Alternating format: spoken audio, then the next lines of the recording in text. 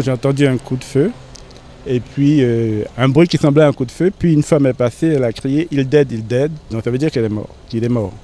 Donc et puis ils sont venus là, ils sont restés plusieurs à un moment-là. Et puis les voitures de gendarmes sont arrivées avec armées, tout ce que vous connaissez. Et puis bon, après, longtemps après, j'ai appris que c'était mort, quelqu'un est mort. Ici, ce quartier, c'est un quartier très chaud. Il y a toujours de vols, de voitures, de tout ce qui se passe, tout ce qu'il y a dans le quartier. Et puis il faut que vous sachiez qu'à partir de 20 h, la ville de Saint-Laurent est livrée aux voleurs et aux pilleurs. Vous pouvez appeler les gendarmes, personne ne vient.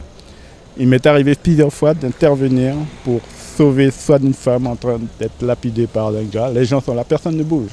Et quand moi j'interviens, mais j'interviens bien sûr avec une protection, avec un sabre. Et là, les gendarmes, quand ils arrivent, la première chose qu'ils me disent, donnez-moi votre sabre. Comme chez moi, c'est juste là et la cour est tout près. Donc les faits s'est passé là. Et quand on est sorti, on a vu qu'il y avait un tas de gendarmes, ils essayaient de rentrer, ils n'arrivaient pas, ils regardaient avant de rentrer, ensuite ils ont appelé de renfort.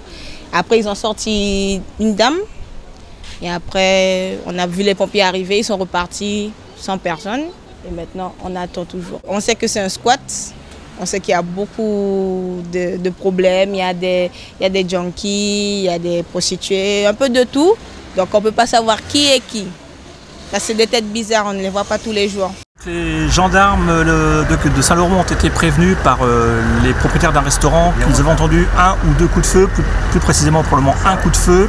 Les gendarmes se sont rendus sur place et ont découvert dans un squat du centre de Saint-Laurent-du-Maroni le corps d'un homme étendu au sol, a priori victime d'une blessure par balle. Dans l'immédiat, nous sommes à la recherche de personnes qui se seraient enfuies après le tir, un homme et une femme. Les premières investigations n'ont pas permis de localiser pour l'instant une arme. La victime est un homme d'environ 30 à 40 ans, sans autre précision.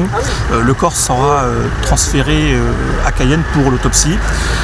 Dans l'immédiat, nous n'avons pas d'informations sur les causes de la mort, la cause d'un différend entre les deux protagonistes, le tireur et cette victime. Son origine, on sait? Non, pour l'instant, j'ai pas de précision, on n'a pas d'identité, on n'a pas de précision. Nous en sommes vraiment au début des constatations et des investigations.